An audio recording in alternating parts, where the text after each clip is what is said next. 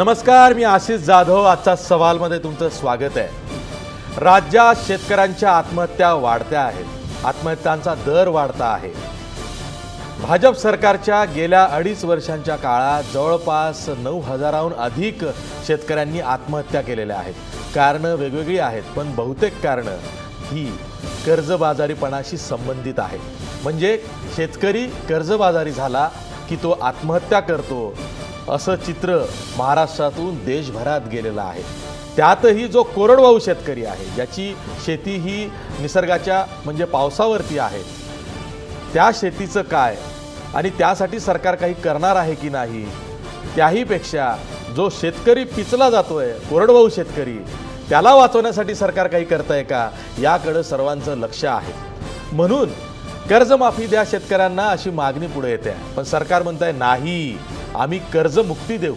कर्जमुक्ती देऊ म्हणजे काय, तर भाजप सरकारचं असं म्हणणं आहे, त्या शेतकऱ्याला आम्ही इतकं सक्षम करू. मग सक्षम करू म्हणजे काय, तर त्या शेतकऱ्याला आम्ही दीर्घकालीन उपाययोजना देऊ आणि मग त्यामध्ये सिंचन आलं, त्याला चांगल्या सबसिडी झाल्या, खतं बियाणं इतर काही आणखीन त्याला मदत करणं आलं ते आलं. आम्ही अशा पद्धतीनं त्याला कर्जमुक्ती देऊ, म्हणजे कर्जापासून दूर ठेवू.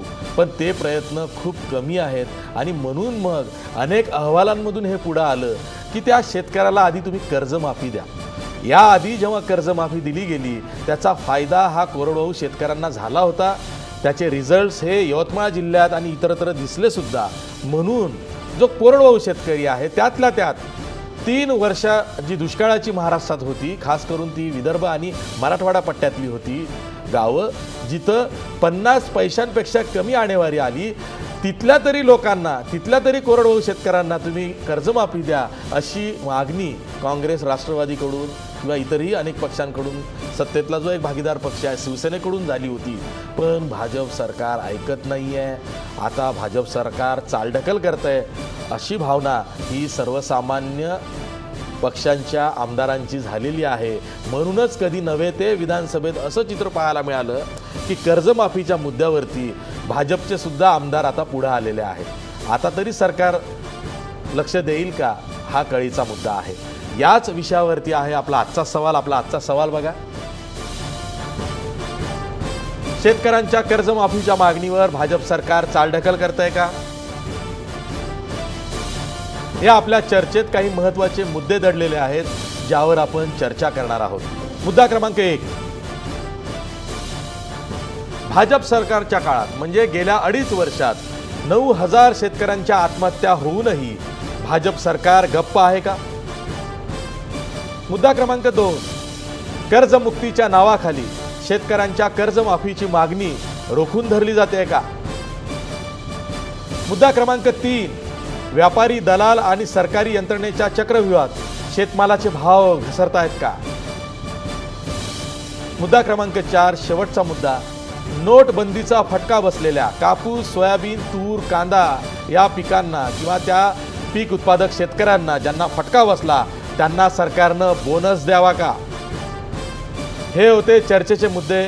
आपल्यासोबत चर्चा करण्यासाठी आपल्या स्टुडिओमध्ये आहेत शिवसेनेचे आमदार हेमंत पाटील, आपल्यासोबत राष्ट्रवादी काँग्रेसचे आमदार अमरसिंह पंडित आहेत, आपल्यासोबत भाजपचे आमदार डॉक्टर अनिल बोंडे आहेत, तसंच आपल्यासोबत स्वाभिमानी शेतकरी संघटनेचे युवा प्रदेशाध्यक्ष तसंच वस्त्रोद्योग महामंडळाचे अध्यक्ष ज्यांना राज्यमंत्र्याचा दर्जा आहे ते रविकांत तुपकर सुद्धा आपल्यासोबत आहे.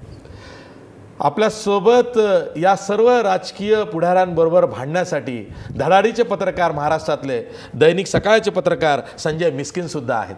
मी तुम्हा सर्वांचं आजचा सवालमध्ये स्वागत करतो आणि चर्चेला सुरुवात करतो. मी सर्वात आधी अनिल बोंडे तुमच्याकडे येतो. तुमच्या सरकारला अजूनही जाग का येत नाही. म्हणजे पंतप्रधान नरेंद्र मोदी किंवा भाजपचे राष्ट्रीय अध्यक्ष अमित शहा उत्तर प्रदेशात निवडणुकांच्या प्रचारांमधून हे उत्तर प्रदेशच्या शेतकऱ्यांना सांगत होते की तुम्ही आम्हाला निवडून द्या, त्यानंतर आम्ही तुमचं पीक कर्ज माफ करू, तुमचा 7/12 कोरा करू. मग भाजप महाराष्ट्राला का दुजाभाव करत आहे. भाजपचं सरकार महाराष्ट्रामध्ये गेल्या 2.5 वर्षापासून आहे.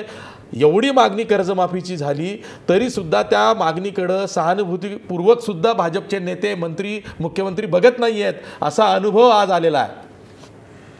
आशिषजी, मुख्यमंत्री देवेंद्रजी फडणवीस यांच्या नेतृत्वात असलेल्या भारतीय जनता पक्षाच्या सरकारने शेतकऱ्यांना कर्जमाफी देऊ नये असं कधीही म्हटलेलं नाही. उलट 293चा 7 तारखेला जो प्रस्ताव मी ठेवला त्या प्रस्तावामध्ये स्पष्टपणे मी नमूद केलेलं आहे की शेतकऱ्यांना कर्जमाफी दिली पाहिजे आणि त्यासाठी भारतीय जनता पक्षाचे सर्व आमदार निश्चितपणे आग्रही आहे. परंतु एका गोष्टीचा आपण विचार करणं अतिशय आवश्यक आहे की 2007-2008 साली कर्जमाफी झाली. 36.80 लक्ष शेतकऱ्यांना कर्जमाफी झाली. 6,910 कोटी रुपयाची कर्जमाफी महाराष्ट्रात झाली होती. आणि 2009मध्ये जे महाराष्ट्रातले शेतकरी सुटले होते त्या 34 लाख शेतकऱ्यासाठी 4,008 कोटी रुपयाची कर्जमाफी झाली. ही कर्जमाफी झाल्यानंतर आपण जसं म्हणता त्या प्रमाणात शेतकऱ्यांना तात्पुरता रिलीफ मिळाला. परंतु त्यानंतर आज 2016 किंवा 2014पासनं 2014-12पासनं साधारणतः शेतकरी पुन्हा संकटामध्ये आला.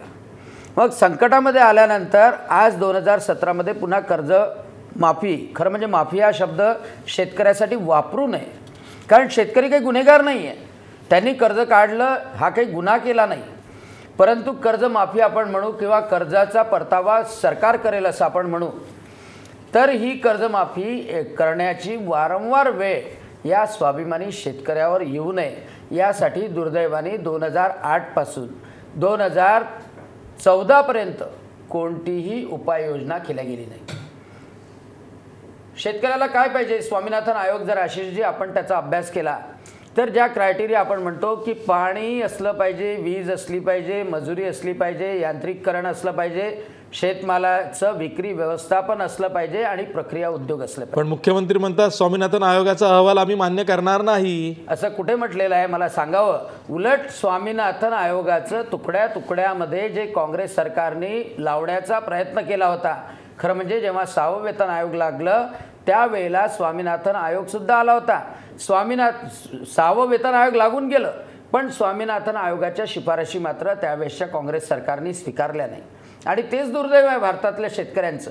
आणि म्हणून स्वामीनाथन आयोगाची अंमलबजावणी जी करणं सुरू केलेली आहे 2014पासून त्याचं निश्चितपणे स्वागत यासाठी करायला पाहिजे की शेतकरी एवढा सक्षम बनवणं आवश्यक आहे. कर्जमाफी तर द्यायलाच पाहिजे आता, परंतु शेतकरी इतका सक्षम बनवणं आवश्यक आहे की तो या कर्जाच्या सापळ्यामधून मुक्त झाला पाहिजे आणि त्याला खऱ्या अर्थाने आपण कर्जमुक्ती म्हणू शकतो. 2008 साली ज्या विदर्भातल्या शेतकऱ्यांच्या नावाने कर्जमाफी झाली होती, आपणास माहीत आहे आशिषजी की फक्त 18% पैसा हा विदर्भातल्या शेतकऱ्याच्या कर्जमाफीसाठी वापरला गेला आणि पश्चिम महाराष्ट्रामध्ये जिथे उसाला संरक्षण आहे, FRP प्रमाणे भाव दिला जातो, त्या ठिकाणी 52% पैसा वापरला गेला. आणि म्हणून कर्जमाफी जर करायची असेल तर संपूर्ण विचारांती करायला पाहिजे की विदर्भ आणि मराठवाड्याचा शेतकरी हा भरडला जातो.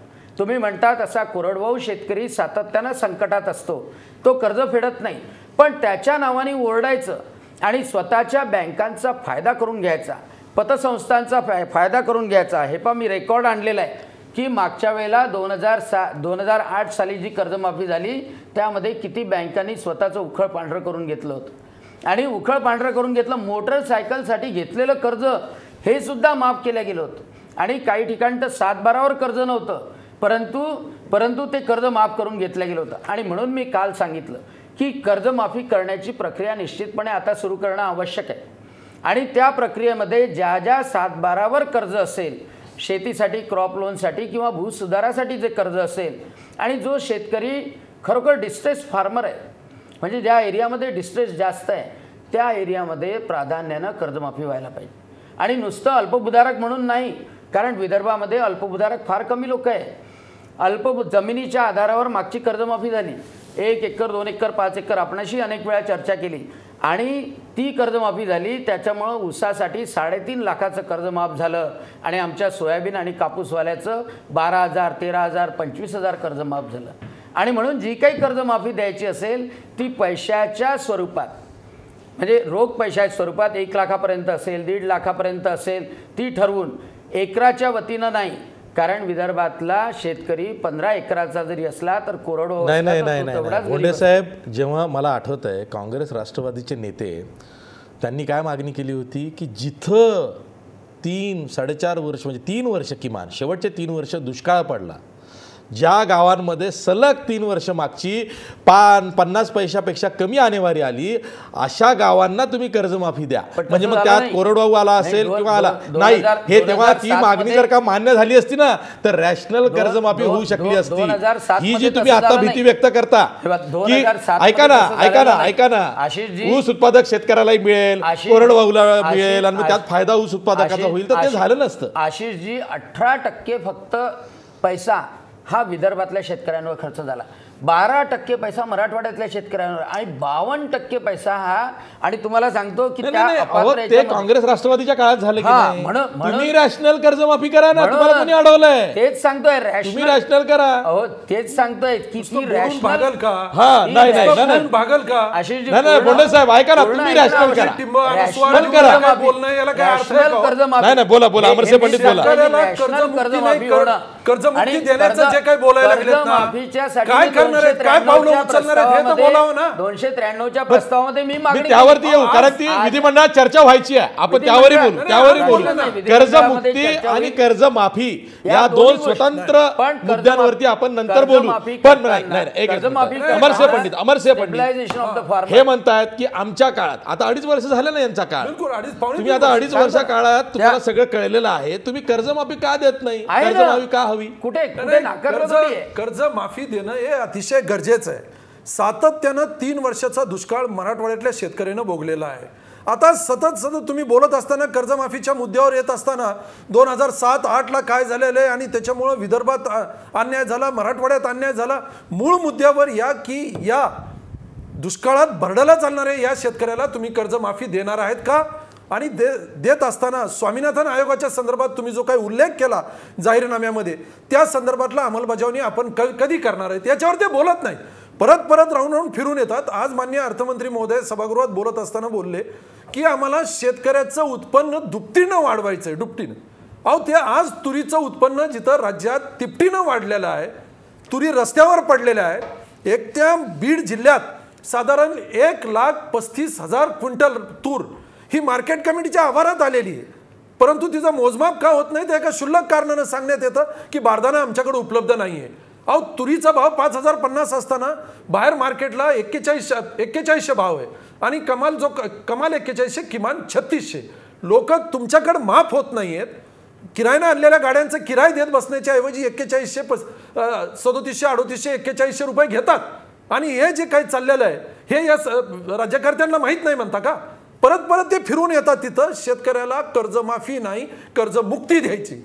अहो इथं आत्महत्या करणाऱ्यांची संख्या वाढत चाललेली. माझ्या मुद्द्याला येऊ द्या, मला मुद्द्याला नाही डॉक्टर साहेब, कर्जमुक्तीच म्हटलेलं आहे. कर्जमाफी मुख्यमंत्र्यांच्या स्टेटमेंट्स इंटरव्ह्यू मध्ये दाखवतो तुम्हाला.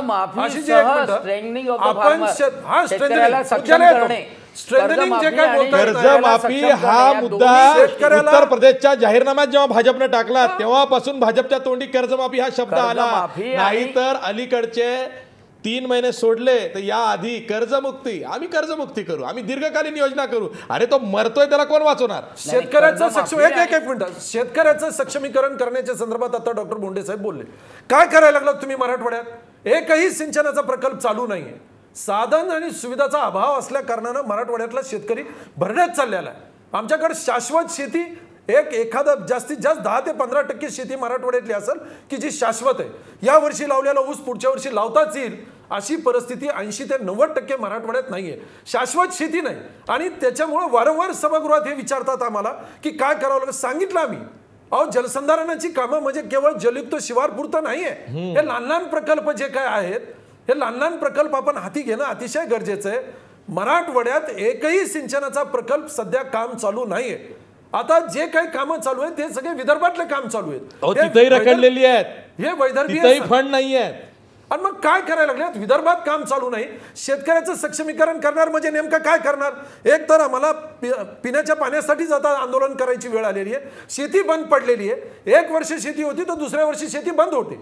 आणि मग जिथं शाश्वत शेती आमची होत नाहीये तिथे शेतकऱ्यांचं सक्षमीकरणाचं काय बोलायला लागले नेमकं आम्हाला नाही नाही नाही बोंडे साहेब प्रश्न ऐका बोंडे साहेब ऐका बोंडे साहेब हा तर विषय दूरचा आहे हा तर विषय दूरचा आहे सोयाबीन कधी आलं शेतकऱ्यांचं आज 3-3.5 महिने झाले जास्त 4 महिने होत आले लोकांच्या घरात सोयाबीन पडून आहे कोणी उचलायला तयार नाही तुरीचंही तेच झालेलं आहे बारदाना नाही नाफेडकडं अहो हे काय चाललंय सरकार काय झोपलेलं 12 आहे दिवस का? झाले 12 दिवस पहा आशिषजी 1 लाख टन तूर उत्पादित झाली आणि आजच्या घडीला शेतकऱ्यांचं 20 चुकलं, लाख- जास्त उत्पादन नाही, केलं ऐका, ते. पूर्ण ऐका. तुम्ही म्हणता 20 ना लाख शेतकऱ्याचं टन- उत्पन्न तिपटीनं वाढवायचं म्हणून 20 लाख टन शेतकऱ्याचं तूर चुकलं का? नाफेडनी खरेदी केली आहे FCI आणि नाफेडनी 20 अरे मग लाख जबाबदारीच टन आहे खरेदी केली. ऐका लोक ना, कल्याणकारी राज्य ऐका ना. आहे ही तुम्हाला तूर- बोजा सहन करावाच लागेल पूर्ण ऐकून घ्या ही तूर खरेदी थांबवणार नाही शेतकऱ्याची शेवटची तूर येईपर्यंत हे मुख्यमंत्र्यांनी सांगितलं अरे पण तो आपण शेतकरी कधी जगला नाही पाहिजे ना आणि तो त्याच्या काय 12-15 तो दिवस भाडं आहे ना. देईल का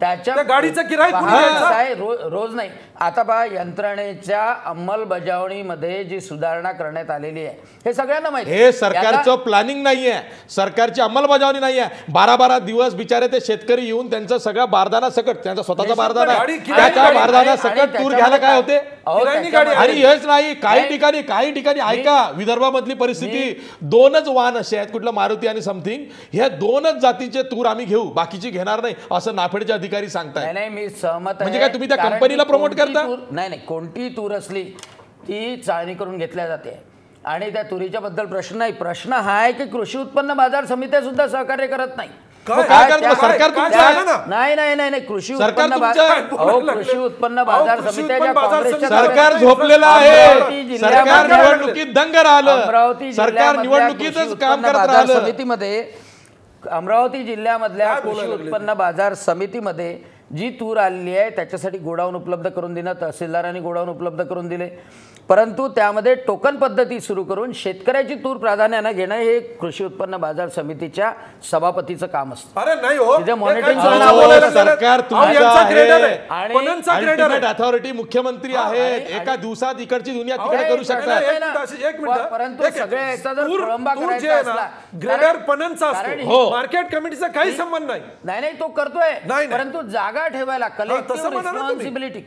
रिस्पॉन्सिबिलिटी ती कृषी उत्पन्न बाजार समितीच्या माध्यमातून असते आणि म्हणून तर माननीय मुख्यमंत्र्यांना म्हटलं की ज्या कृषी उत्पन्न बाजार समित्या शेतकऱ्यासाठी सहकार्य करत नसेल त्यांच्यावरही कारवाई केली पाहिजे कोणी अडवलं नाही सांगितलेलं आहे ना ती मागणी केलेली आहे अहो मला हे सांगा त्या कृषी उत्पन्न बाजार समितीमध्ये जे दलाल आणि व्यापारी असतात त्यांच्यावर सुद्धा कार्यवाही करणं आवश्यक काय होतं भाजपचं काय सांगू बोलायला तुम्हाला लागलो हे? मागणी सुद्धा मुहूर्तावरती केली जाते मागणीची बातमी कशी लोकांपर्यंत जाईल याची वाट बघितली जाते प्रस्ताव सुद्धा बातमीसाठी येतात अहो याच्यात शेतकऱ्याचं मरण होत आहे सरकार तर चालेल हो सरकार येतील जातील पण त्या शेतकऱ्यांनी काय करायचं कारण सिस्टीमच एवढी सडलेली आहे अनेक वर्षापासून की या अडीच नाही खरी गोष्ट अहो, आहे तुम्हाला 3 वर्ष खरी झाले. गोष्ट आहे. झालं की आता काय तिसऱ्या करायला वर्षात लागला? आलात ना पण तुम्ही या त्या अडीच system मधल्या- वर्षामध्ये त्या सुधारणा करता करता आपण हे स्टेपवर येतोय बरं ठीक आहे शिवसेनेच्या आमदारांनाही बोलायचं आहे तुमच्या भागात काय खूप आलबेल चाललंय का तुमच्या भागात काही शेतकऱ्यांच्या प्रॉब्लेम्स नाही आहेत खरं म्हणजे गेल्या 60 वर्षामध्ये काँग्रेस राष्ट्रवादीने जो काही कारभार केला त्याच्यावर नाखुश जनता होती म्हणून शासन शिवसेना भाजपच्या हातामध्ये दिलं तुम्हालाही पुन्हा नव्यानं निवडून यायचं आहे 2019ला हे शासन हातामध्ये दिल्यानंतर ज्या पद्धतीनं कारभार झालेला आहे उद्योजित नाराज आहेत आम्ही सगळेजण नाराज आहोत आणि मोठ्या प्रमाणामध्ये शेतकऱ्यांच्या आत्महत्या वाढलेल्या आहेत भाजपने सांगितलं होतं त्यांच्या जाहीरनाम्यामध्ये की आम्ही स्वामीनाथन आयोग लागू करू परंतु आता 2.5 वर्ष झालेले आहेत अजून स्वामीनाथन आयोग लागू करत नाहीत कोणी लागू करायचा बोंडे साहेब म्हणतात की झाला पाहिजे आम्ही म्हणतो झाला पाहिजे पण करायचं कोणी केवळ शब्दाने होणार नाही ना या गोष्टी कुठेतरी लागू झाला पाहिजे ज्या पद्धतीनं हे राज्य शासन कारभार करत आहे राज्य कृषी मूल्य आयोगाने ज्या पद्धतीच्या किमती पाठवल्यात आणि केंद्रीय कृषी मूल्य आयोगाने ज्या पद्धतीच्या किमती दिलेल्या आहेत याचा तक्ता मी आज काढून आणलेला आहे राज्य शासनाने सुचवलं 3553 भाव धानाचा आणि केंद्र शासन देत आहे 1470 भाव तर केंद्र शासनाला कोणी सांगायचं वरती सरकारही यांचंच आहे ना वरती सुद्धा शासन यांचंच आहे लोकांना शेतकऱ्यांना वाटलं होतं की आता अच्छे दिन येतील म्हणून शासन निवडून दिलं तर अर्ध्या किमती जर केंद्रीय कृषी मूल्य आयोग देत असेल तर शेतकऱ्यांनी जगायचं कसं हा प्रश्न आहे. आणि मोठ्या प्रमाणामध्ये येरे माझ्या मागल्या पहिले जसं होते तेच दिवस आत्ताही आलेले आहेत. त्याच्यामुळे शेतकरी मोठ्या प्रमाणात नाराज आहेत.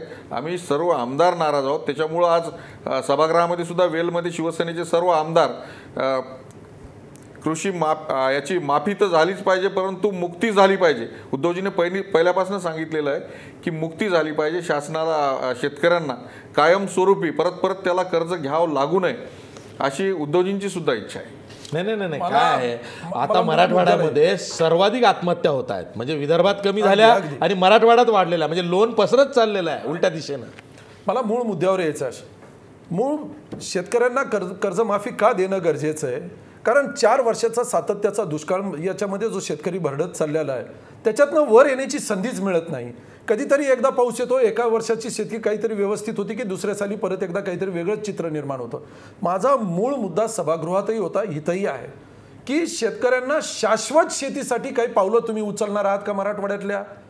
मुद्दा क्रमांक 1. मुद्दा क्रमांक 2, पाण्याचं त्या भागातल्या हे जे काही मोठे प्रकल्प आहेत त्याचं नियोजन करत असताना 2 वर्षाच्या शेतीच्या पाण्याचं नियोजन करणं हे अतिशय गरजेचं आहे. 1 वर्ष करून कधीच भागत नाही. 2 वर्षाचं नियोजन करणं हे गरजेचं आहे.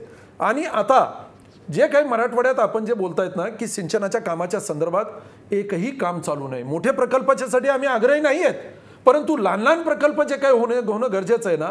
जलयुक्त शिवारमध्ये इतकं टीएमसी झालं, तितकं टीएमसी झालं, हे जे सभागृहात बोलणं सोपं आहे, मग गेलं कुठं पाणी? ते शेतकरी का ओरडतोय? आणि म्हणून खऱ्या अर्थानं जलसंधारणाची जी काही लहान प्रकल्प आहेत, हे प्रकल्प जलसंधारण खाली जलयुक्त शिवार नाही, हे प्रकल्प हाती घेणं. 18 टीएमसी पाणी आम्हाला मराठवाड्यातल्या शेतकऱ्यांना उपलब्ध आहे. 273 प्रकल्पांचा एक आराखडा तयार झालेला आहे लहान जिथं आपल्याला जमिनी अधिग्रहण करण्याची गरज नाही आहे. आणि प्रत्येक वर्षी केवळ 2000 कोटी रुपये या मराठवाड्याला या जलसंधारण प्रकल्पासाठी द्याव्यात. 3 वर्षासाठी आमचे प्रकल्प हे उभा राहतील. परंतु या राज्य सरकारला केवळ आम्ही शेतकऱ्याचं सक्षमीकरण करणार आहोत. अरे इथं उद्या मारायची वेळ आली, लेकीबाळीचे लग्न व्हायनात, आम्ही शेतीमालाचं तिपटीनं उत्पन्न वाढवणार आहोत.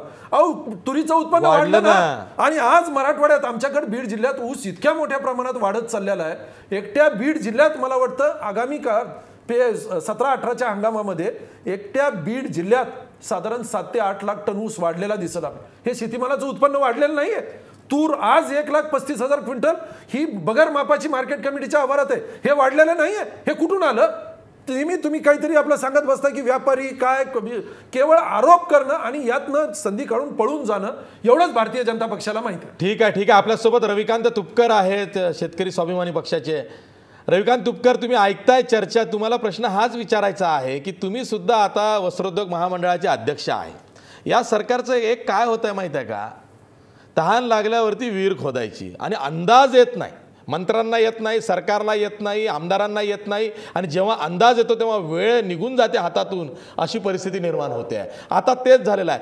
शेतकरी इतका हुशार असतो ना, तो स्वतःचा मार्ग स्वतः काढतो. म्हणजे आता विदर्भात बघा, कापूस परवडत नाही उत्पादन खर्च म्हणून तो सोयाबीनकडे वळला. सरकारनं काही फार मोठी मोहीम राबवली नव्हती. तो स्वतःहूनच कापूस उत्पादक शेतकरी मेजॉरिटीनं सोयाबीनकडे वळला. आता तुरीचं उत्पन्न 3 वर्षाच्या दुष्काळानंतर त्याला जास्त झालेलं आहे. तरी सरकार काही करताना दिसत नाही आहे. सरकारला काही सांगाल की नाही, कान टोचाल की नाही, की नुसतंच ऐकून घ्याल? नाही, असं आहे, मगापासनं ही चर्चा सगळी मी ऐकतो आहे. आणि आशिष भाऊ, या शेतकऱ्यांच्या आत्महत्या किंवा या सगळ्या परिस्थितीवर राजकारणाच्या पलीकडं आणि पक्षीय पातळीच्या पलीकडे जाऊन बघण्याची खूप मोठी गरज आहे. तुम्ही अमुक केलं, यांनी ढमुक केलं, यांनी केलं नाही, ज्यांनी आरोप करायचे त्यांची नैतिकता ठिकाणावर नाही, म्हणजे प्रत्येकजण हा दुसऱ्याकडे बोट दाखवतो आहे. मला वाटतं राजकारणाच्या पलीकडे जाऊन या संवेदनशील प्रश्नावर बघण्याची गरज आहे. आभाळ खूप फाटलेला आहे. हा काही 2 वर्षातला, 4 वर्षातला, 10 वर्षातला शेतकऱ्यांचा विषय नाही. हा स्वातंत्र्य मिळाल्यापासूनचा सगळा जर दरवर्षीचा हिशोब जर का आपण केला तर हा 60-70 वर्षाचा सगळा हा लुटीचा परिणाम आहे. आणि त्याच्यामुळे शेतकरी अडचणीत सापडलेला आहे. मग पंडित साहेब बोलत होते की 4 वर्ष दुष्काळ आहे म्हणून कर्जमाफी झाली पाहिजे. तर ते बोलले ते ठीक आहे, पण मला असं वाटतं की कर्जमुक्ती हा शेतकऱ्यांचा नैतिक अधिकार आहे. आणि स्वातंत्र्य मिळाल्यापासून शेतकऱ्यांना शेतीमालाचा भाव थोडा बहुत कमी मिळत गेलेला आहे. आणि त्याच्यामुळं कर्जमुक्ती हा शेतकऱ्यांचा नैतिक अधिकार आहे, तो मिळाला पाहिजे. ही मागणी स्वाभिमानी शेतकरी संघटनेची तर पहिल्यापासून आहे. म्हणजे कर्जमाफी आणि कर्जमुक्तीच्या प्रश्नावर अनेक राजकीय पक्ष आता बोलत असतील, पण ही मूळ मागणी 80 पासूनची शेतकरी संघटनेची आहे, आदरणीय शरद जोशींची आहे, आदरणीय खासदार राजू शेट्टींची ही मागणी पहिल्यापासून आम्ही करतो आहे आणि निव्वळ कर्जमुक्ती किंवा कर्जमाफी देऊन हा प्रश्न सुटणार नाही. तर सगळ्या बाजूनी शेतकऱ्याला खऱ्या अर्थानं आपल्याला उभं करावं लागणार आहे. सिंचनाच्या सुविधासुद्धा उभ्या कराव्या लागणार आहेत आणि लगेच वर्ष 2 वर्षात होईल आणि यांनी असं केलं नाही वगैरे असं म्हणण्यात काही अर्थ नाही. आता जे झालं ते गंगेला मिळालं. भविष्य काळात काय करायचं आहे ते हातात हात घेऊन सगळ्यांनी मिळून करणं गरजेचं आहे. कोणी करायचं? ठीक आहे, ठीक आहे. यातनं एकच बोध झालेला आहे की रविकांत तुपकर यांची आक्रमकता गेलेली आहे, त्यांना सत्तेचं पद मिळालेलं आहे, ते सुद्धा आता सरकारच्या सुरात सूर मिसळून बोलतात. मी थेट जातोय संजय मिस्किन यांच्याकडे, पत्रकार आहेत. संजय मिस्किन, प्रश्न असा आहे की आपल्याला आठवत आहे की जेव्हा मराठवाड्यात दुष्काळ पडला होता तेव्हा राष्ट्रवादीचे अध्यक्ष शरद पवार यांनी सरकारकडे एक निवेदन दिलं होतं आणि त्यात म्हटलं होतं की ही दुष्काळाची परिस्थिती वाढत जाऊन खूप विकोपाला जाणार आहे. या 5 जिल्ह्यांना जिथं दुष्काळ खूप जास्त आहे मराठवाड्यात, तिथल्या शेतकऱ्यांना तुम्ही कर्जमाफी द्या. आणि त्यानंतर मग मागणी वाढत वाढत अशी झाली की जिथं 3 वर्षापासून ज्या गावांमध्ये 50 पैशांपेक्षा कमी आणेवारी आहे तिथल्या शेतकऱ्यांना कर्जमाफी द्या. कर्जमाफीनं शेतकऱ्याचं भलं होणार की नाही, की फक्त कर्जमुक्तीच्या नावाखाली चालढकल करायची? नाही, मुळात प्रश्न असा आहे आशिषजी की ज्या पद्धतीनं कर्जमाफी आणि कर्जमुक्ती या 2 शब्दाला घेऊन सध्या राजकीय पक्षांमध्ये चांगल्या प्रकारचा कलगीतुरा रंगला आहे. मुक्ती द्यावी का माफी द्यावी? खरं मूळ प्रश्न असा आहे की शेतकरी जो वेगवेगळ्या भागात विभागलेला जातोय त्याला त्या भागानुसार प्रेझेंट करणं हे सध्या राजकीय पक्षांचा अजेंडा झाला आहे. म्हणजे विदर्भाचा शेतकरी, पश्चिम महाराष्ट्रातला शेतकरी, मराठवाड्याचा शेतकरी, उत्तर महाराष्ट्राचा शेतकरी, मुळात सगळ्यांची दुःख. आता पश्चिम महाराष्ट्रातल्या शेतकऱ्यांना जरी संरक्षित सिंचनाची व्यवस्था असेल किंवा ऊसाचं उत्पादन असेल तरी देखील त्याच्या समस्या त्याच मूळ आहेत. विदर्भातला शेतकरी कोरडवाहू असेल तरी तो शेतकरीच आहे. शेतकरी हा वेगवेगळ्या पक्षात विभागून आपापल्या सोयीनं त्याला मांडायचं ही सगळ्यात मोठा महाराष्ट्राच्या शेतकऱ्यांच्या समोरचा एक मोठा प्रश्न आहे. तो राजकारणाने एकत्रित येऊन मिटवायला पाहिजे आणि तो तशा पद्धतीनं सोडवायला पाहिजे. दुसरा मुद्दा आहे की कर्जमाफी. तुम्ही म्हणालात की शरद पवारांनी अशा पद्धतीनं पत्र देऊन त्यांनी सांगितलं होतं. मूळ मुद्दा असा आहे की गेली 4 वर्षे प्रचंड मोठा दुष्काळ होता आणि पहिल्याच वर्षी पाऊस चांगला झाला गेल्या वर्षी आणि त्या पावसाचं ह्या शेतकऱ्यांनी, ह्या बळीराजानं अत्यंत टोकाला जाऊन काम करून उत्पादनात वाढ करून दाखवली. म्हणजे 1 क्विंटल तूर तिथं झाली नव्हती, तिथं आज 1.5 लाख क्विंटल तूर जर महाराष्ट्रात होत असेल तर हे त्या शेतकऱ्याला दिलं त्याच्या कामाचं श्रेय द्यावंच लागेल. मुळात प्रश्न असा आहे की मग तुम्ही त्याला भाव दिला का? याच्या आधीचं सरकार होतं, त्याच्या आधीचे विरोधक होते, ते सांगायचे की मुक्ती द्या, माफी द्या, भाव द्या, स्वामीनाथन आयोग द्या. या सगळ्या प्रकारच्या गोष्टी एका बाजूला राहिल्यात आता. आणि आता जी मगाशी बोंडे सर बोलत होते की स्वामीनाथन आयोग लागू करायला हरकतच नाही, पण माझी अशी माहिती आहे की स्वामीनाथन आयोग महाराष्ट्र सरकार लागूच करू शकणार नाहीये. त्याचं कारण सांगतो की महाराष्ट्र सरकारने एक अंतर्गत गट त्यांना जो काय नेमायचा होता स्वामीनाथन आयोगाचा अभ्यास करण्यासाठी, त्याच्यात महाराष्ट्राचा तोटा आहे असं महाराष्ट्राच्या सरकारचं म्हणणं होत चाललेलं आहे. त्यामुळे स्वामीनाथन आयोग लागू करावा का न करावा याच्यावरती आता मतभेद सुरू झालेले आहेत. म्हणजे आता ते मतभेद सुरू झाले की त्याच्यावरती कमिटी येणार, कमिटी आली की ते कमिटी 6 महिने, वर्ष, 1.5 वर्ष घालवणार. म्हणजे खेळवत नेणं ज्याला म्हणायचं. आज परिस्थिती असं आहे की मगाशी आमदार साहेबांनी जे सांगितलं की तूर बाजारात पडू नये, बारदाना नाही म्हणून, खरं आश्चर्य वाटतं या सरकारचं आणि या सगळ्या सिस्टमचं की तूर काय शेतकरी काय वाळू भरल्यासारखी बैलगाडीत भरून घेतो का? ट्रॅक्टरमध्ये वाळू भरली, माती भरली अशी तूर बाजारात येते का? तो त्याचा बारदाना घेऊनच येतो ना. ठीक आहे, मग 25 रुपये वजा करा. त्याचा बारदाना घेऊन परत जाणार असेल तर त्याला 25 रुपये वजा करा. अरे बारदाना सकट घ्या म्हणतायत तरी घेत नाही. बारदाना शेतकरी द्यायला तयार आहेत आणि म्हणतात की बारदाना नाही म्हणून. आणि नाफेडचे अधिकारी बोंडे साहेबांनी सांगितलं की बाजार समित्यांच्या अध्यक्षांचं काम आहे. आज बहुतांशी बाजार समित्यांवरती, कृषी उत्पन्न बाजार समित्यावरती तालुका लेवलच्या सरकारने शासकीय समितीचे शासकीय नियुक्त केलेले आहेत. म्हणजे शासकीय सभापती तिथे बसवलेले आहेत नियुक्त्या करून. त्यामुळे पूर्ण बाजार समित्या सुद्धा सध्या सरकारच्या नियंत्रणाखाली आहेत. कुठल्या एका राजकीय पक्षाचं त्याच्यावरती हस्त आहे, वरदहस्त आहे असं नाहीये राहिलेलं आता. आणि प्रत्येक बाजार समितीमध्ये नाफेडचे अधिकारी बसवलेले आहेत. म्हणजे नाफेडचे अधिकारी ते सरकारचे लग्न आहेत. आज परिस्थिती याच्या मागे दुसरा एक मुद्दा महत्वाचा आहे की जो सध्या चर्चेला जातोय, प्रत्येक शेतकरी चर्चेला जातोय, तो हा चर्चेत येणं महत्वाचं आहे की ज्या वेळेस पहिल्यांदा तूर खरेदी सुरू झाली, म्हणजे तूर बाजारात आली सुरुवातीची पहिली, त्या तुरीला त्यावेळेस बाजार नोटाबंदीमुळे भाव नव्हता. ती तूर शेतकऱ्यांनी कशी का असेना 3200, 3400, 3500 जसं मिळेल तशी विकून टाकली व्यापाऱ्यांना.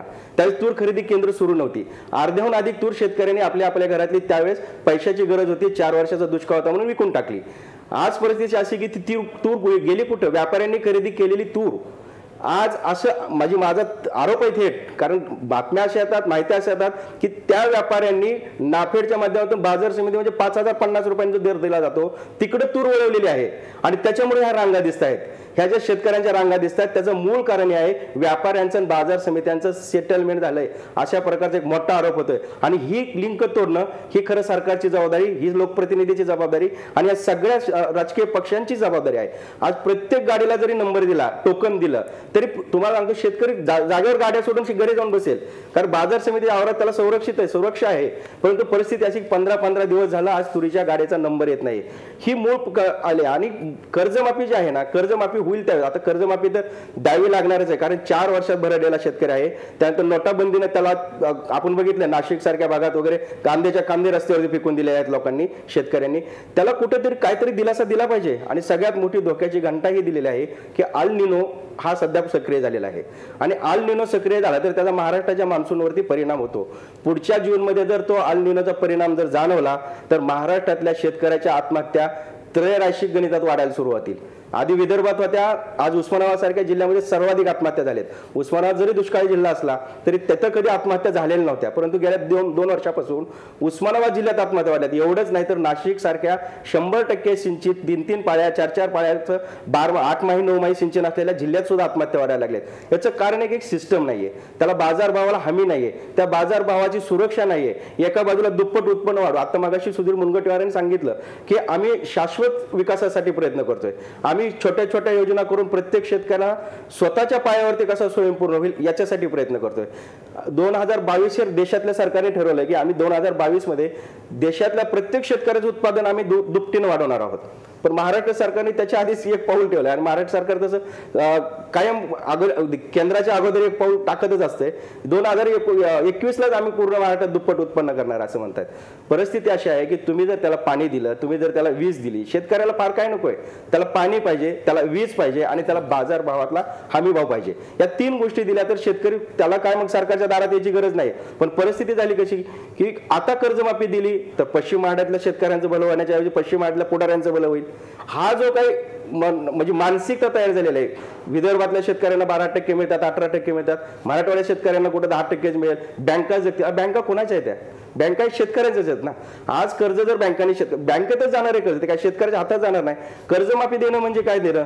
शेतकऱ्याच्या हातात पैसे देणं नव्हे, ते बँकालाच द्यावं लागणार आहे. पण तो शेतकऱ्याच्या मागे जो बँकांचा ससोयपणा आहे, बँकांचे अधिकारी जाऊन जे काही शेतकऱ्यांना नाडतात सातत्याने, हप्ता कसा भरायचा, हा हप्ता भरण्याच्या पोटी ज्यावेळेस शेतकऱ्यांना अडचणी येतात त्यावेळेस तो शेतकरी हतबल होतो आणि मग तो एकतर सावकारकीकडे जातो किंवा दुसरं आत्महत्या करत मार्ग स्वीकारतो. सावकाराचं कर्ज सरकारने माफ केलं.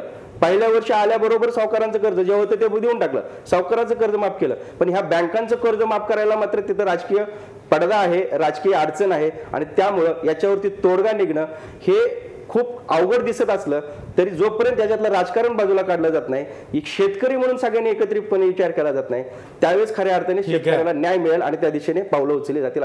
ठीक आहे. परिस्थिती तीच आहे. नोटाबंदीनंतर जो पिचला तो शेतकरी पिचला. त्याच्याकडे जे आलेलं पीक आहे ते उचलायला ना व्यापारी तयार होता ना सरकार तयार होतं. आणि निवडणुका आल्या, निवडणुकांमध्ये सरकारच एवढं दंग झालं की शेतकरी बाजूला फेकला गेला. तो आता अजूनही फेकला गेलेलाच आहे. म्हणजे तुरीचं उदाहरण हे तेच आहे की त्याची तूर मार्केट कमिट्यांमध्ये येऊन पडलेली आहे. सरकार म्हणतंय हात वर करतंय किंवा विकत घेत नाही आहे. याला काय म्हणायचं? नोटबंदीचा इफेक्ट असेल किंवा हा जो एक चक्रव्यूह आहे की ज्यामध्ये व्यापारी, दलाल, सरकारी यंत्रणा आहे आणि वारंवार हे बघतं की जेव्हा पीक घरात येतं तेव्हाच भाव कोसळलेले असतात. म्हणजे त्या शेतकऱ्याच्या घरातलं पीक हे विकायला बाहेर पडतानाच भाव कसे काय घसरतात, हेही एक मोठं कोडं लोकांच्या मनात आहे. त्यावरही आपण चर्चा करणार आहोत. पण ब्रेकनंतर, ब्रेकवर जाता जाता आपला प्रश्न बघा. शेतकऱ्यांच्या कर्जमाफीच्या मागणीवर भाजप सरकार चालढकल करताय का? 88% लोक म्हणतायत होय, शेतकऱ्यांच्या कर्जमाफीच्या मागणीवर भाजप सरकार चालढकल करताय. पुन्हा भेटूया ब्रेकनंतर.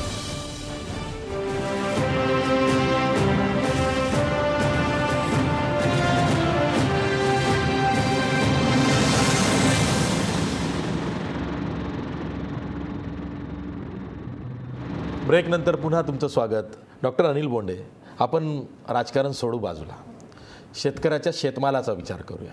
आता विदर्भामध्ये जसं मी आधी म्हणालो की बहुतांशी शेतकरी आता सोयाबीनवरती आला का, तर उत्पादन खर्च कापसाचा किंवा इतर पिकाचा परवडत नाही. दुसरीकडं सरकार सिंचनाची सोय देत नाही, त्यामुळं तो स्वतःची सोय लावून घेतो, म्हणजे सोयाबीनची निवड त्यांनी केली. अशा वेळी त्याचं सोयाबीन येईल, तूर येईल, जेव्हा ते पीक त्याच्या घरात येतं तेव्हा भाव गडगडतात. आणि भाव गडगडणे हे जे मेकॅनिझम आहे हे व्यापारी दलाल जाणीवपूर्वक करतात. मग त्यात कमोडिटी मार्केटसारखी संस्था पण असते. हे काय सरकारला रोखता येत नाही? नाही, निश्चितपणे हे पूर्वापार इतकं वाईट सुरू आहे की शेतकऱ्याचा माल आला की भाव गडगडतात आणि मग नंतर जूनमध्ये ते भाव वाढायला लागतात. दिवाळीच्या वेळेला सगळ्यात जास्त असतात आणि मग व्यापारी तुरीचे डाळीचे भाव असो किंवा कोणतेही भाव असो ते होतात. आणि त्याच्यामुळं कसं आहे की ज्याप्रमाणे ऊसाला FRP प्रमाणे संरक्षण मिळालं तसं संरक्षण कापसाला, तुरीला, सोयाबीनला किंवा संत्र्याला, बाकीच्या कांद्या सगट या सगळ्या गोष्टीला मिळणं अतिशय आवश्यक आहे. हे निश्चितपणे मी मान्य करतो, कारण की शेतकऱ्याची जी काही यंत्रणा पणनाची यंत्रणा असेल किंवा व्यापारी असेल यांच्या कचाट्यामध्ये शेतकरी सापडतो. आणि म्हणून शासनानं हा प्रयत्न केला आहे की दलाल बाजूला करण्याचा प्रयत्न केला, रैतू बाजारसारखे बाजार उघडण्याचा प्रयत्न केला, परंतु तोही काही पूर्ण स्तरावर यशस्वी झाला असं मी म्हणणार नाही, कारण की लॉंग टर्म प्रोसेस आहे. काँग्रेसच्या काळातही तेच होतं, भारतीय जनता पक्षाच्या सरकारच्या काळातही ते व्यापाऱ्यांचं आणि त्या अधिकाऱ्यांची सांगड असते. ही ब्रेक करणं ही एका पक्षाची नाही, सरकारने तर पुढाकार घेतलाच पाहिजे, पण प्रत्येक लोकप्रतिनिधीलाही पुढाकार घ्यावा लागणार आहे शेतकऱ्याचा. आणि शेतकऱ्याला सुद्धा जागृत व्हावं लागणार आहे. शेतकऱ्याचा मोठा प्रॉब्लेम असतो की आता तूर निघाली, घर लहान आहे, तो घरी कुठे ठेवणार आहे, कापूस निघाला तो कुठे ठेवणार आहे. आणि त्याच्यामुळे ज्याप्रमाणे FRPचं संरक्षण ऊसाला मिळालं, पश्चिम महाराष्ट्रातला शेतकरी का सुखी आहे? मला त्यांच्याबद्दल राग नाही आहे, मला त्यांच्याबद्दल वाईट वाटत नाही, उलट मला आनंद वाटतो की पश्चिम महाराष्ट्रात ज्याप्रमाणे ऊसाला FRPचं संरक्षण मिळालं तसं जर माझ्या कापसाला मिळालं, सोयाबीनला मिळालं, तुरीला मिळालं. MSP आहे ना? नाही, MSP आहे, दिली जात नाही. MSP तेवढी इम्प्लिमेंट होत नाही. कारण काय आहे, आता कापसाचं उदाहरण घ्या, मोनोपोली तुटल्यामुळे फेडरेशन गेले, खासगी व्यापाराच्या हातात सगळं आहे. सरकारचा वचक आहे का खासगी व्यापारावर? हे सूत्र कळलं नाही यांना. आता हे जे काय बोलायला हे सूत्र यांना कळलं नाही. अरे सूत्र कळलेलं आहे, आता मूळ कापूस जे MSP पेक्षा बाजारभाव जास्त आहे कापसाचा, आणि म्हणून हे जे काय सांगायला मी सोपा करून सांगतो. नाही ऐका, काय आहे, शेतकऱ्याकडे होर्डिंग कॅपॅसिटी नाही, म्हणजे साठवून ठेवण्याची क्षमता नाही. का नाहीये ती? कारण त्याला पीक आलं नाही तर वेगवेगळ्या प्रकारची देणी द्यायची असतात. सावकारी कर्ज असेल किंवा कोणतंही कर्ज असेल, कर्जाचा हप्ता असेल, त्या जिथून बियाणं आणलं त्याचे पैसे देणं असेल, खत ज्याच्याकडनं आले त्याचे पैसे देणं, त्यामुळे त्याला आलं तसं विकावं लागतं. ही होर्डिंग कॅपॅसिटी नसल्यामुळे त्याची गोष्ट योजना आहे, या सगळ्या गोष्टी आहे. परंतु मी तर हे म्हणेल की गोडाऊन असेल, शेतकऱ्याला जर ठेवायचं असेल तर तारण योजनेचं व्याज सुद्धा घेऊ नका शेतकऱ्याकडनं. त्याला तूर ठेवायची असेल तर तिथे फुकट ठेवू द्या, सरकारने वाटलं असतं त्याचं भाडं भरा. करायचं हे नाही सांगतो बाबा, मी हे सरकारच आपण तुम्ही नाही केलं, आता तेही करत नाही, दोघांचंही मरण आहे. सुचवा ना, यालाच आपण स्टेबिलायझेशन म्हणतो. शेतकऱ्याला सक्षम करण्याचं जे म्हणतोय तेच हे पाहिजे. नाही, सक्षमीकरण होत राहील हो, पण टाइमली मेजर्स तुम्हाला शॉर्ट टर्म का होईना घ्यावे लागतील. हो, म्हणूनच यावेळेला तुरीचं बंपर क्रॉप झाल्यानंतर नाफेडच्या खरेदीची मुदत वाढून आणण्याचं काम मुख्यमंत्र्यांनी केलं. हे का दुर्लक्षित करता? काय बोलायला लागलं? नाही, हे का दुर्लक्षित करता? याच्यावरची जी इम्पोर्ट ड्युटी आहे, हा बरं ठीक आहे, इम्पोर्ट ड्युटी जी आहे ना ही कमी करावी लागेल ना. बरोबर आहे ना, ती आपण करत नाही. तुम्ही व्यापाऱ्यांच्या सोयीचे निर्णय वर केंद्राच्या ठिकाणी व्यापाऱ्यांच्या सोयीचे निर्णय केले जातात आणि खाली इथं बोलण्यात काय मतलब आहे? त्यावेळेला कांद्याच्या वेळेला त्यामध्ये निर्यात बंदी त्यावेळेला लावण्यात आली होती, लक्षात घ्या. त्यावेळेलाही कापसाची निर्यात बंदी लावण्यात आली होती. आणि म्हणून हे जे काही घडतंय ते शेतकऱ्याच्या त्याही वेळेला 7,200 भाव होता ना कापसाचा. 7,200 पर्यंत गेला. 7,200चा भाव 3,300 वर आला होता. एका दिवसात निर्यात बंदी लागली. 4200 सोयाबीन असताना आणि 4 महिन्यात मुख्यमंत्री निर्यात बंदी उठवली, 7,000 रुपये सोयाबीनला भाव दिला पाहिजे. निर्यात बंदी उठवली होती. हे विसरून जातात. 2700 रुपये भाव आहे आता. 2700 रुपये विसरून जातात की आपण. बरं ठीक आहे मी रविकांत तुपकर यांच्याकडे जातो. रविकांत तुपकर बोलाची आणि म्हणून माझं हे म्हणणं आहे की रविकांत तुपकर यांच्याकडे जातोय. रविकांत तुपकर, तुमची संघटना जी आहे शेतकरी स्वाभिमानी, ही शेतकऱ्यांची मला वाटतं सर्वात मोठी संघटना सध्या अस्तित्वात असलेली आहे. तुमचे राजू शेट्टी, तुमचे सर्वोच्च नेते संघटनेचे विधान भवनावर येऊन स्वतःला अटक करून घेतात निदर्शनं करताना, आणि तुमचे एक मंत्री आहेत सरकारमध्ये, ते म्हणतात ते माझ्या विरोधात आंदोलन करत नव्हते. तुमची संघटना काय करते? शेतकऱ्यांची संघटना सुद्धा शेतकऱ्यांच्या प्रश्नांवरती सरकारला जाब विचारत नाही. तुमच्या मंत्र्यांना तर खरं राजीनामा द्यायला पाहिजे होता. सदाभाऊ खोत कधी राजीनामा देणार असे तुमचेच कार्यकर्ते तुम्हाला विचारत असतील.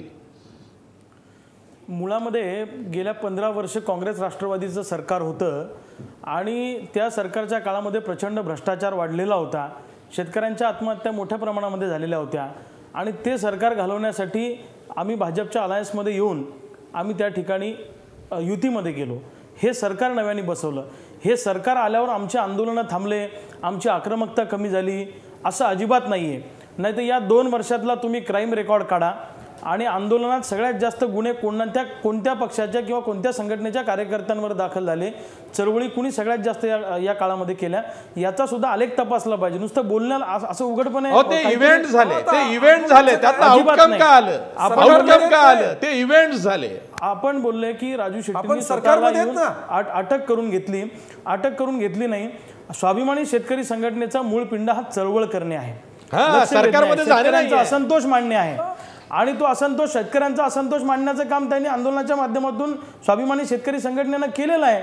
आणि तुरीचा प्रश्न जो या ठिकाणी आला, सदाभाऊ खोत पणन मंत्री आहेत, तर यावर्षी तुरीचं उत्पादन मोठ्या प्रमाणामध्ये झालं कारण जलयुक्तची कामं सुद्धा मोठ्या ते मंत्री आहेत म्हणून नाही झालं, ते काही करत नाही म्हणून शेतकरी रडतोय आता. अशी जी माझं पूर्ण वाक्य होऊ द्या, मला पूर्ण बोलू द्या. तुरीचं उत्पादन मोठ्या प्रमाणामध्ये झालं, तर बारदाण्याचा जो प्रश्न होता तो आता मार्गी लागलेला आहे. जवळपास बारदाना सगळीकडे पोहोचलेला आहे. जवळपास 800 कोटीपर्यंतचं देणं शेतकऱ्यांचं दिलेलं आहे. अपेक्षित उत्पादन 10-15 लाख होतं, पण 23 लाख क्विंटलपर्यंत ही खरेदी गेलेली आहे आणि ती जवळपास 35 ते 40 लाख क्विंटलपर्यंतची खरेदी या महाराष्ट्रामध्ये तुरीची होणार आहे. आणि त्याच्यामुळे बारदाना थोडाफार इकडे तिकडे झाला, लोकांना तिथं त्रास झाला, ते आम्ही मान्यच करतो, ते आम्ही नाकारत नाही. आणि ते सुद्धा मुख्यमंत्री महोदयांच्या लक्षात आणून देण्याचं काम स्वाभिमानी शेतकरी संघटनेनं केलेलं आहे. त्याच्यामुळे अजिबात काही केलं नाही असं म्हणण्यात काही अर्थ नाही. बरं, सदाभाऊंनी उद्या राजीनामा दिला, मग काय फरक पडणार आहे ते मला सांगा तुम्ही. राजू शेट्टींना फरक पडेल ना? काय फरक पडणार आहे? आम्ही चळवळीतले लोक एक संघ आहोत. तुम्हाला काय म्हणायचं आशिष भाऊ माझ्या लक्षात येत आहे, अजिबात तसं काही नाहीये. आम्ही सगळे एक संघ आहोत आणि आम्ही सगळे चळवळीमध्ये ताकदीनं चळवळी ठीक आहे. हेमंत पाटील, पण मला एक सांगा, तुम्ही मराठवाड्यात येता, तुमच्या जिल्ह्यामध्ये सुद्धा कोरडवाहू शेतकरी आहे, त्याच्या सुद्धा व्यथा आहेत. सरकारनं कर्जमाफी देऊ नये असं मत मांडू नये. आता ते मानतात की आम्ही कर्जमाफी देऊ, पण वेळ आल्यावर देऊ. ही वेळ कधी येणार आहे? खरं म्हणजे आता निवडणुका आल्यावर का? शासन येऊन 2.5 वर्ष झालेलं आहे आणि आत्तापर्यंत हे व्हायला पाहिजे होतं. परंतु दुर्दैवानं आपल्या इथली जी काही यंत्रणा आहे, आधारभूत किमती ठरवण्याची जी काही यंत्रणा आहे, ती यंत्रणा अतिशय चुकीच्या पद्धतीनं मूल्यमापन करत आहे. आता सरकार आल्यानंतर यांनी राज्य कृषी मूल्य आयोग स्थापन करायचं GR काढला, परंतु अजून अध्यक्ष नाही, त्याचे सदस्य नाही किंवा कुठल्याही बैठकी होत नाहीत, त्याच्यामध्ये काही ठरत नाही. ते ठरणं अतिशय आवश्यक आहे. आणि जेव्हा ज्या पद्धतीनं या शेतकऱ्यांच्या ज्या काही आधारभूत किमती काढल्या जातात त्या अतिशय चुकीच्या पद्धतीनं काढल्या जातात. कारण याच्यामध्ये शेतकरी जे काम करतो, वर्षभर काम करतो, तर त्याचा रोजंदारीवरचा खर्च आहे, त्याच्या जी काही बैलजोडी आहे त्या बैलजोडीचा खर्च आहे, त्याला लागणारी यंत्रसामुग्री आहे, बियाणं आहेत, खते आहेत, सिंचनाचा खर्च आहे, जंतुनाशके आहेत, त्यांनी काही जर विमा काढला असेल तर त्या विम्याचा हप्ता आहे, पीक विम्याचे पण पूर्ण पैसे दिले नाहीत. तर हे सगळे खर्च जे आहेत हे खर्च या आधारभूत किमतीमध्ये घेतले गेले पाहिजे. परंतु दुर्दैवानं अशा पद्धतीने हे घेतले जात नाही. आपण प्रतिज्ञा आपली भारत माझा देश आहे, सारे भारतीय माझे बांधव आहेत, तर शेतकऱ्यांना मजुरी किती गृहीत धरल्या जाते? 200 रुपये. आणि बँकेच्या चपराशाला मजुरी किती आहे? त्याला 30,000 पगार आहे. म्हणजे याने वर्षभर राबायचं, याला 200 रुपये रोज. आणि तोही किती दिवसाचा रोज धरला जातो? याचा एका हेक्टरमध्ये 17 दिवसाचा रोज धरला जातो आणि त्याला महिनाभर पगार मिळते एका हेक्टरवाल्याला. आणि सर्वसाधारण 80% शेतकरी 2 हेक्टरच्या आतले आहेत. तर साधारणतः 34 दिवसाचा त्याला रोजगार गृहीत धरला जातो या आधारभूत किमती ठरत असताना. आणि बैलजोडीचं काही धरलं जात नाही. बैल आहे तर बैलाला सुद्धा 17 दिवस धरल्या जातात बैलाचे. बैल वर्षभर काम करतो ना, ठीक आहे 17 दिवस धरले तर बाकी 365 दिवस त्याला चारा आला, त्याला पाणी आलं नाहीये. आता तर त्याच्याकडे शेतमाल आहे त्यानं पिकवलेला, त्याला भाव देऊ शकत नाही सरकार. आणि सरकारकडे काय यंत्रणा आहे नाही ना. तुम्ही खाजगी व्यापाऱ्यांकडनं ते करताय. सोयाबीन सारखं पीक खाजगी व्यापाऱ्याकडे जात आहे, कापूस मेजॉरिटी ऑफ द शेअर खाजगी व्यापाऱ्याकडे जात आहे. आणि तिथं जर का त्या शेतकऱ्याला भाव मिळत नसेल तर ही जबाबदारी सरकारची नाही. अमरसिंग पंडित, बिलकुल सरकारची जबाबदारी आजही. आज तुरीच्या संदर्भात जे काही झाले ते उद्या ऊसाच्या संदर्भात होणार आहे. शेतकरी वास्तविक पाहता या सरकारला शेती ही कळलेली नाही आहे, शेतकऱ्याचं दुखणं कळलेलं नाही आहे आणि हे आत्महत्या करणाऱ्या शेतकऱ्यांचं मूळ कारणापर्यंत ते गेलेले नाही. केवळ बोलत असताना सभागृहामध्ये वेळ मारून नेण्याचं धोरण यांचं चाललेलं आहे. स्वामीनाथन आयोगाच्या संदर्भात शून्य आहे. शेतकऱ्याला कर्जमाफी द्यायची म्हणलं तर दुसरंच काहीतरी एक शब्द काढतात की कर्जातून मुक्ती द्यायची. अरे काय नेमकं मुक्ती द्यायची म्हणजे तुम्ही काही तयार करतायत का? कुठं काही बोलतायत का? काही निर्णय करणार आहात का? बोलाचा भात आणि बोलाची कडी हे केवळ भारतीय जनता पक्ष आणि शिवसेनेच्या या सरकारमध्ये हे केवळ हेच चाललेलं आहे. आता नव्यानंच सुरू झालंय. काल आजपासनं शिवसेनेचे आमचे मित्र पाटील साहेब हे सुद्धा आता आंदोलन करायला लागलेत. मी आज म्हणलं रावते साहेबांना लाल दिव्याच्या गाडीत बसून आंदोलन करणारे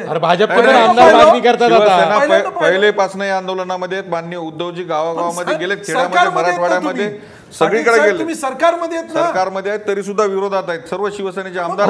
लाल दिवस सोडा, तुम्ही पण लाल दिवस सोडले पाहिजेत. आमचे मंत्री राजीनामे घेऊनच फिरतायत ना. खिशात जिरले पडला का काय राजीनामा? आता कुठे गेला तो राजीनामा? देतील ना वेळ. खिशात जिरले. सर्व आमदारांच्या भावना उद्योजींकडे पोहोचवलेल्या आहेत या संदर्भामध्ये. अतिशय तीव्र भावना आहेत शेतकऱ्यांच्या संदर्भामध्ये. आहे लोकांचे प्रश्न आणि सत्तेसाठी हात मिळवणी हे दोन विषय शिवसेना क्लब करते आणि संधी साधूपणा करते हे महाराष्ट्राच्या लक्षात आता आलेलं आहे. मी ब्रेकवर जाणार आहे पण ब्रेकवर जाता जाता आपला प्रश्न बघा. शेतकऱ्यांच्या कर्जमाफीच्या मागणीवर भाजप सरकार चालढकल करत आहे का? 89% लोक म्हणतायत होय, शेतकऱ्यांच्या कर्जमाफीच्या मागणीवर भाजप सरकार चालढकल करत आहे. पुन्हा भेटूया ब्रेक नंतर.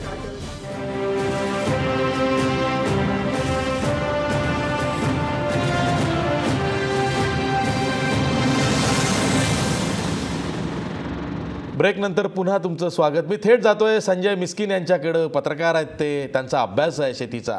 संजय मिस्किन, आपण बघितलं गेल्या 4 महिन्यापासून जेव्हापासून नोटबंदीचा निर्णय झाला म्हणजे 7 नोव्हेंबरपासूनची परिस्थिती आपण लक्षात घेऊया.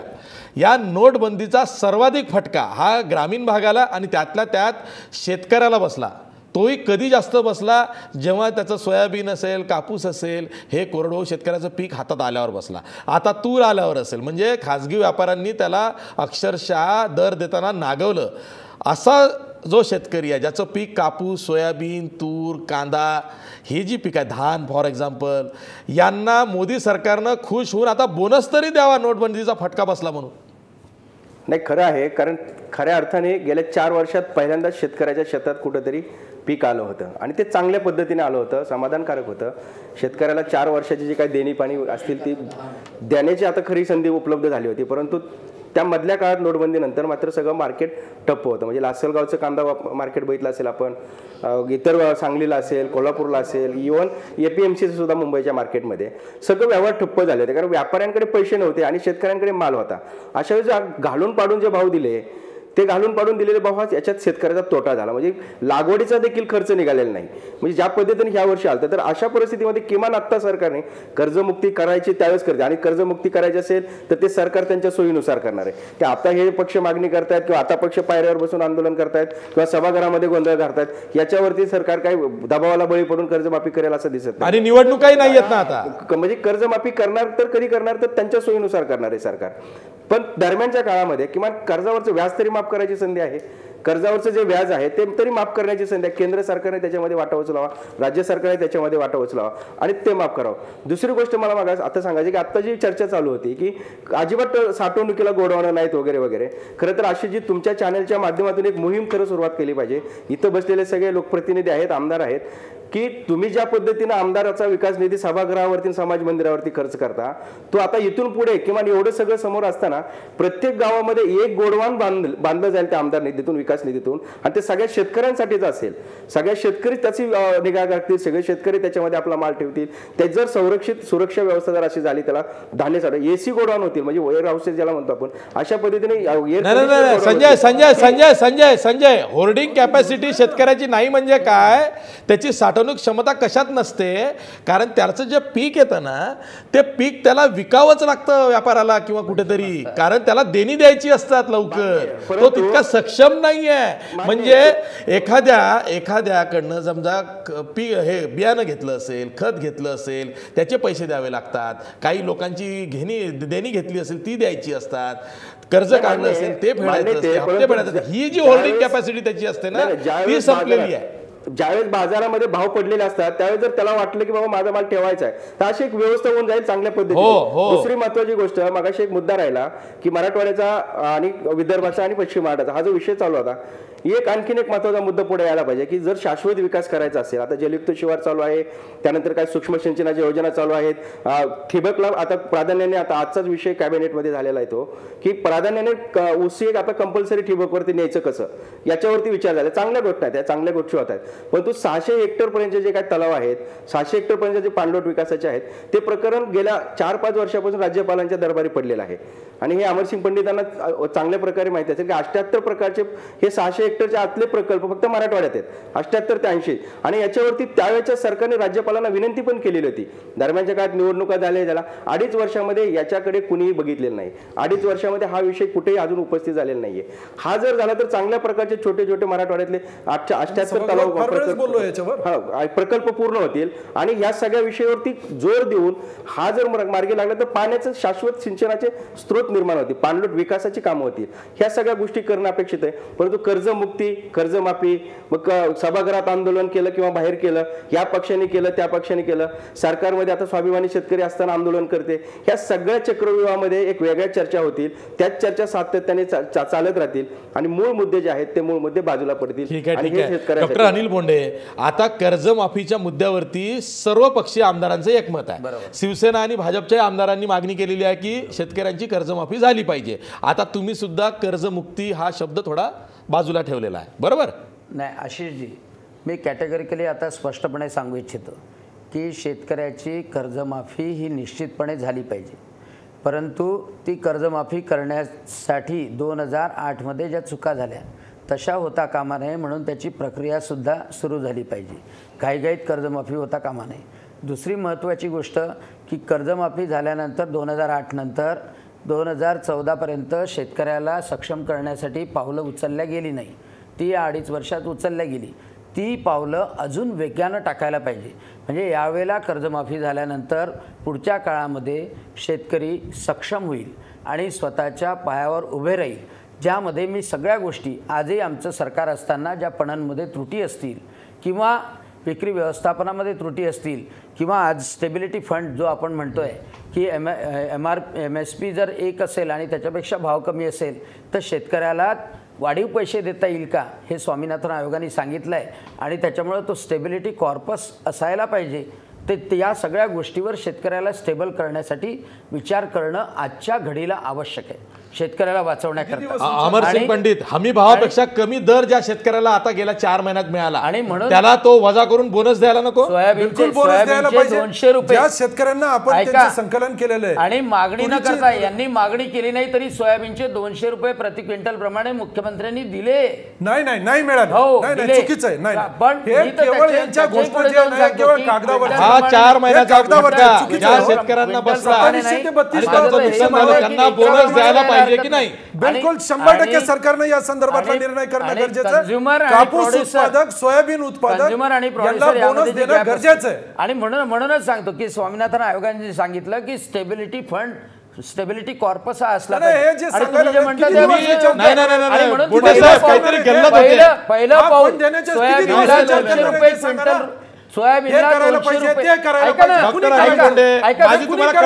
सोयाबीनला 200 रुपये. सोयाबीनला 200 रुपये क्विंटल डॉक्टर अनिल बोंडे, माझा तुम्हाला एक सल्ला आहे. तुम्ही मुख्यमंत्र्यांकडे जा, त्यांना विचारा, सर स्वामीनाथन आयोगाचं आपण काय करणार आहोत. त्यांच्याकडनं जे तुम्हाला उत्तर येईल ते तुम्ही TV वरती लोकांना सांगा. बिलकुल. कारण की मला जे जाणवतं की स्वामीनाथन आयोगाच्या प्रत्येक स्टेप, आता जलयुक्त शिवार आहे, आता मला सांगा की जमिनीचं अनेक ठिकाणी विकेंद्रित पाणी साठीकरण आहे. काय बोलायला? अहो, जलयुक्त शिवारनं पाण्याची पातळी वाढली, एवढंच झालं आहे. तुम्ही शेतकऱ्यांचे सगळे प्रश्न मिटले असं क्लेम करतच नाहीये शेतकऱ्याचे सगळे प्रश्न मिटले, पण त्या प्रश्नापैकी एक कंगोरा आपण सॉल्व्ह करण्याचा प्रयत्न करतोय. ठीक आहे. एवढं मला म्हणायचं जेव्हा आतापर्यंत शेवटी तुम्हा तिघांना विचारतो, तातडीनं कर्जमाफी झाली पाहिजे की नाही? हेमंत पाटील. 100% तातडीनं कर्जमाफी झाली पाहिजे. या अर्थसंकल्पीय अधिवेशनातच सरकारनं या कर्जमाफीची घोषणा हे करणं अतिशय गरजेचं आहे. निश्चितपणे कर्जमाफी झाली पाहिजे, तातडीनं त्याची प्रक्रिया सुरू झाली पाहिजे आणि हे मी निश्चितपणे मान्य करतो. परंतु ज्या चुका 2008 मध्ये झाल्या त्या होता कामा नये.